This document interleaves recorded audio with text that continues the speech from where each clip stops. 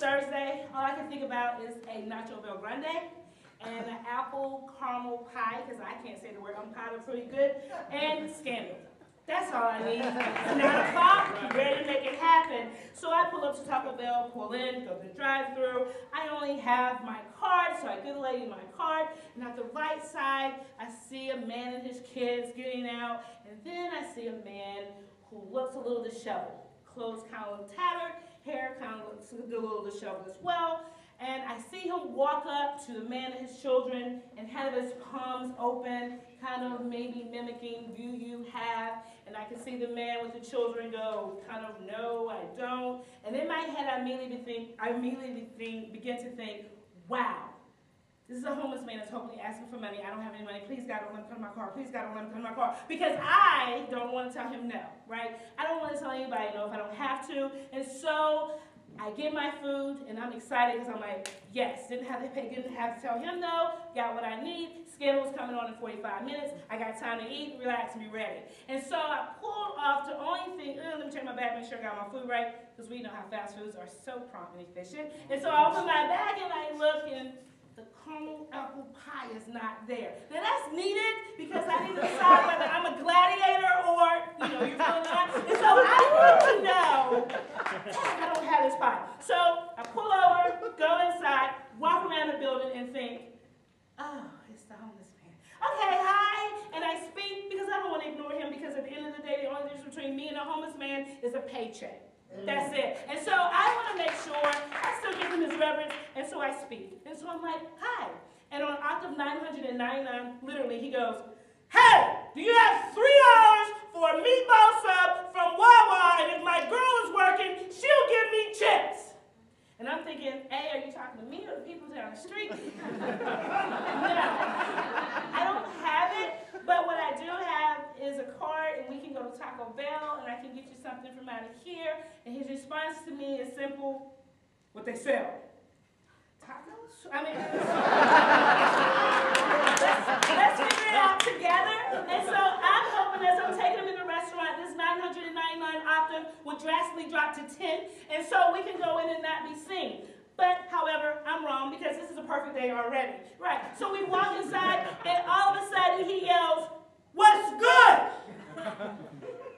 That's all your voice. I don't know. But I eat nachos with some cream, and I don't want that. Okay, then the world is yours. You get what you want to get. While we're in there, I began to have intelligent conversation. And intelligent conversation is the key word because at this point, he is now beginning to share with me why he's homeless. He's now beginning to share with me how homeless has changed his life. He's now beginning to share with me kind of how he's got to where he's got and what he's giving still with nothing else he has in his pocket. And so I'm kind of going, wow. And so now I'm walking out of Taco Bell, much more than my apple pie, but now I'm walking out, man, full of knowledge and ready to inspire. So this Scandal, you had to catch that on abc.com, because now my brain is going 1,000 miles a minute, because I'm thinking, here's a man who says he has nothing, but in fact gave me so much. Here's a man who simply told me he needed $3 to make life happen, and in fact, he knew exactly what he wanted, a meatball shorty sub. I go to McDonald's. McDonald's menus haven't changed every day, and people still take 30 minutes to make their order, right? But here's a man who knew exactly what he wanted. I said, I don't get it. If we're educating our students, we educate you to death. Why is it so hard when you become chapter of the president for you to tell your chapter what you need? Why is it so hard when you become captain of that football team? It becomes a major challenge to tell the guys, yo, you need to wake up for weightlifting. Why is that so hard? And so I began to think, why? And then the only thing that comes up is that 4-letter word that starts with an F. No, get it out your gutter. We're not going there. It's simply fear. And when I was told, I used to think my dad was the smartest man ever, so I used to honestly think, fear, he said, was false evidence appearing real. And I thought, oh my God, Dad, you're so awesome. And then I began to hear other people say that, thinking, oh, my dad didn't even make that up. But it's still real, right? So I'm thinking, false evidence appearing. So what we really simply need to do is figure out how do we kick fear to the curb, become transparent, and begin to develop a sense of trust with our group. How do I, as a president of XYZ sorority, kick fear to the curb?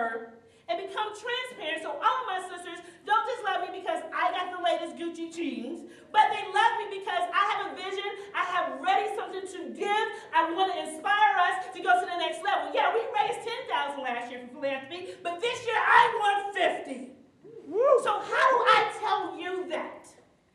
Well, if you give me the next 60 minutes, we're going to talk a little bit about how do you get rid of that fear? How do you really become transparent? How do you get those folks to trust you so that you can give them what you see and you can work together as a team to move to the next level to get the next things accomplished? Because we know the definition of insanity is doing things the same thing, the same way every time and with a different result. So we got to change it up. We got to make it something different, but we got to let go of that fear. We just have to. And so I want to talk a little bit about getting rid of the fear. And in order to do that, you got to decide, what are you willing to work for? Are you going to stand out in the cold and continue to be hungry, continue to be cold? Or are you going to simply stand up and go, no, this is what I desire. This is what I want. This is where we're going. So you decide, what are you willing to stand up and work for? What are you willing to work for?